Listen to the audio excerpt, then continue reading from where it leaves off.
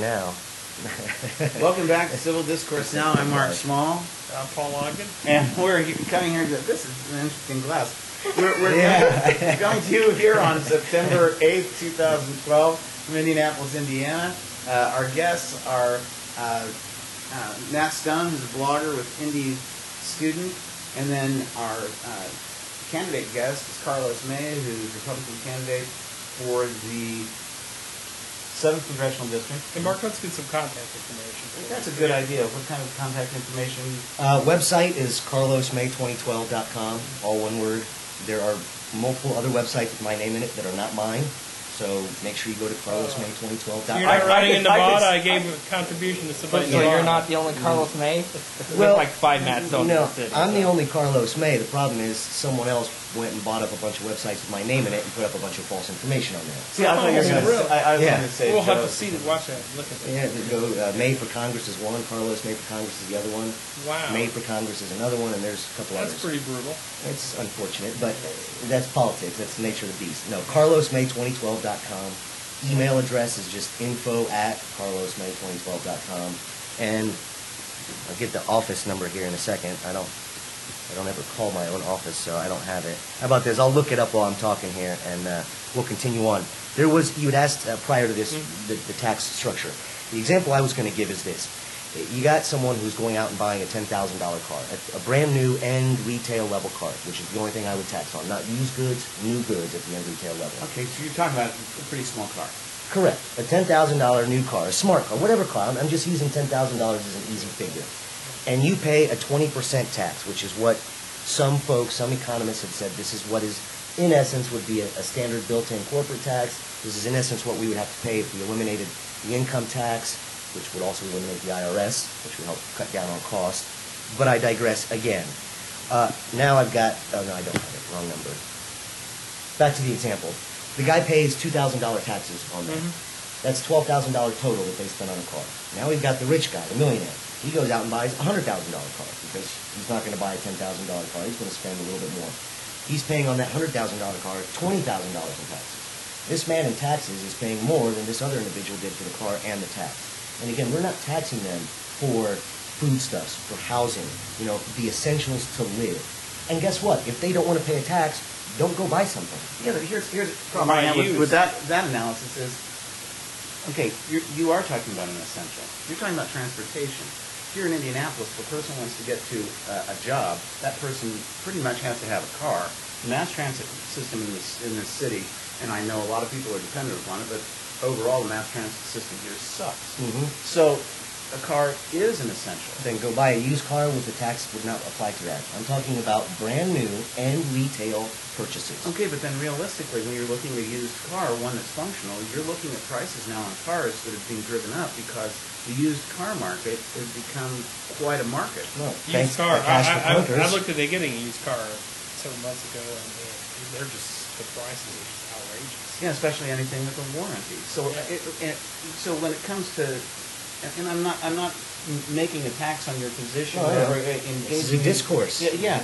Civil. Where do you start drawing the line on what is an essential? Now, I think we could all agree on the panel that unless a person's job is yacht racing, a 25-foot yacht or sloop, and I don't know if that would technically be a sloop. Somebody can correct me. But I don't know. Something like that would be a luxury item. That wouldn't be an essential. But there are so many different items that are essential items. How do you enforce that? And all of a sudden, now you're talking about dealing with the IRS. You're going to have somebody out there to enforce. The states can. If I were to go buy a brand new car at some car dealership over here, they are collecting that tax, and then they are shipping that off to the federal government. Or they can ship it to the state. The state makes sure that they get their cut, and then they ship the rest off to the federal government. So that's how we pay taxes, pay income tax. The Department of, in Indiana, that would be the Department of Revenue. The Department of Revenue would be charged with collecting federal taxes, and then they would. They could, or the end user retail could just have an automatic way to send that money to the federal government. That we could leave up to the specific states to decide how they want to do it. We could leave it up to specific constituencies Or we could just say blanket, no, every end user retail location is just going to send this amount to the federal government and bypass it. I want to make sure we get to some other issues. Okay, just real quick though, end user retail means that along the way in terms of production of the goods, it's only the end product that's sold. Correct. You're not getting a collection of taxes along Correct the way. value. No, Okay. none of that. It's an end user retail at a brand new purchase. Okay, Matt had a question about healthcare. Yeah, earlier in the summer, you had a conference at the State House about what your overall health care plan would be. Could you go into that a bit more in detail? Yeah, absolutely. What I am advocating, I'm not against. And has that changed at all with the Supreme Court ruling? It has not changed. I'm not saying that I don't want people to have health care. I do, and there are some very good ideas from the Affordable Health Care Act, like keeping your kids on until they're 26. That doesn't cost any extra. Making sure that if you as a parent don't have insurance and your child who's under 18 and you want to get them insurance, that they can do that. Well, right now we can't. So those are good ideas. However, I don't understand why we need the federal government to implement this. So my plan is much more state-driven. Now specifically, Article 1, Section 10 of the Constitution is a limitation on the power of states to do this, unless they get some sort of exemption from the federal government. So we are allowed, as a state, to join an interstate compact for whatever reason we want. The first step, however, has been done. The first step is the state legislature and the governor saying, we want to control our own destiny on this issue. We're talking about healthcare, so healthcare. Indiana passed the Interstate Healthcare Compact so that we could join up with a few other states.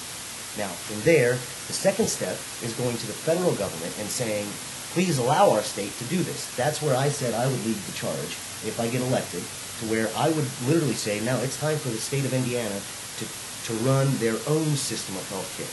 Now, why do we want the federal government to run a program that is beneficial to them more than anyone? And here's just a practical. Anytime party leadership changes, it's going to be the folks from some other state, in all likelihood, that are going to be a party leader. They're going to drive the agenda. Does that benefit Hoosiers? Not really. And then also, we had a program here in Indiana called the Healthy Indiana Program. Great program. It worked. It was state-driven. It was fiscally responsible, and people liked it. Federal government comes in and says, we don't care that that works. We don't care that it's fiscally sound. You're going to have to get rid of it because we want this one. You know, Carlos, my experience has been this. We were paying $1,000 each. My wife's a breast cancer survivor, and I have multiple sclerosis. We were paying $1,000 each per month in health insurance just for those reasons. And like 3 or 4 days after the Supreme Court affirmed the Affordable Health Care Act, I started checking around, and all of a sudden, my insurance carrier was offering to insure us for $600 or $700 a month together. When they found out I was insured by them, they said, well, you know, I wasn't eligible for their plan, but otherwise I would have been. And we're now insured for under $600 a month. We wouldn't have been. That wasn't there before the Affordable Health Care Act. And so I think that there are some things, some aspects of the federal government getting involved. The logical end game is having a single payer so that we don't have to worry about having the second, we were twice as expensive per capita as the second most expensive health care of any country in the world. And that's because of this hybrid system. I agree. Our healthcare system costs a lot of money. My whole thrust is I would much rather Hoosiers dictate and determine their own destiny than the federal government coming in and telling us what and how we're going to do it. And isn't states controlling it, isn't that part of the exchange? Because if you've been paying attention to the governor's race, Ruth Bowen and Mike Pence said the exchange program should not be implemented in Indiana. John Gray, who's the Democratic governor candidate, said the exchange program should be implemented because if you don't implement it, then the federal government is going to implement it themselves, and D.C. is going to be controlling it rather than Indiana. Absolutely. So how do you? If Obamacare doesn't get repealed, how do you feel about the exchange program and the Medicaid? I would much rather be driven at the state level, but at this point in time, that's up to the state representatives and the governor, not me. You know, I actually believe in this thing called the Constitution and the separation between the federal and the state. Now, I can talk about any given issue, but if it is not a federal issue, my opinion on it, even though I have opinions on all issues, is really not relevant because it should be driven by the state. But if it's passed by the Affordable Care Act, which is an act of Congress, and I surely don't like your that office would be vital in obtaining grants and funding and And I whatever would, else. yes, and I would do my best for the constituents as the law stands. But I don't like the law because it's driven from a federal mandate, and I just disagree with that fundamentally. Well, but that's, first of all, the Supreme Court has determined that it was constitutional. Secondly, in terms of looking at the Part of it. federal, Part of it. the heart of it. But if you look at federalism it changed significantly, particularly at the time of the Civil War, centralizing things more, and then with the New Deal, which we had to because of the Great Depression. So when you're dealing with something that's a nationwide economic structure, economic system, you know, you were talking a couple of minutes about, well, the pizza place is not going across state lines. Healthcare certainly is, because these are large corporations that are providing and buying up the hospitals every place. And that's another problem. Why is it that corporations run hospitals? Why don't the doctors and the nurses and the hospital administrators take the lead on this type of stuff? I was talking to a gentleman, I'll use this example a minute, then I'll end. I was talking to a gentleman, I'd say about a month ago, and he was talking about how he went to go get an MRI, full body. He said it cost him $18,000. And the nurse said, don't worry about it, your insurance is going to cover it. And he said, yes, I understand that, but that's not the point. Why does it cost this much? Yeah. He then went to a local, small hospital that is owned and operated by the doctors. He got the same exact type of MRI for $1,000. Where is the difference in cost there? Why is there a difference in cost? That has nothing to do with healthcare laws or the federal government driving it or the state. That has to do with companies making healthcare an economic issue and not a health issue. Small clinics often only deal in cash or something like that. But now they're getting bought out as well. They're getting bought out by these big corporate hospitals. There's also been a movement amongst labor unions who've been concerned about their members being covered that has focused on the provision of care and certain members who have more need for care than others. So they found that 20% of the members required 80% of the expenditures for health care. And so what they started doing then was focusing on preventative measures for those union members so that the costs of care would go down. And that's coming from the union side, trying to make sure that their members are covered as kind of a cooperative when it comes to providing insurance to the employer. Education. I know we don't have a lot of time. I was reading education on your website. To me, that is not an issue that maybe the national government should be involved in. I agree. It should be driven by the state. I mean, when we saw the Department of Education get instituted at the federal level, we saw the cost of education go this way and the quality of education go this way. Of course, you and I are graduates of two of the most expensive institutions in the state of Indiana. And guess what? 95% of my education was paid for by scholarships and grants. You know, at some point in time, we do have to take some personal responsibility. Now, education, however, what we see, if we want the federal government involved in education, which I do not, however, I do understand that we need to have some sort of base standard. What I would look at is I would say, from a federal side, I'm not going to tell the states how children are going to learn. I'm just going to put a benchmark. My benchmark, to make it simple, is if you're in third grade and you don't read at a third grade level, you don't get to go to fourth grade. But I'm not going to say, this is how you need to teach this child to learn, and this is what you need to teach them to learn. Nobody learns the same way. And aside from that, each state has different kind of thrusts and things of import to them that is not the same way in another state.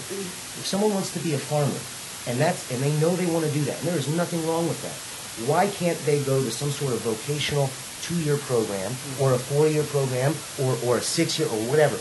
Why is it that we are so enamored with everyone's got to go to a 4-year college and do the same thing? No, I don't think we are, and I think that's mischaracterized. That's what the federal government is pushing. No, I don't think that they are. I don't think we're at the end of this segment. Carlos, you're going to come back, right? If you want me back, I'd be happy to come back. Sounds good. Thank you for coming on. Absolutely. Today. We're going to be coming on with John Strinka in just a minute, and so we'll be right back. Let me get a dozen different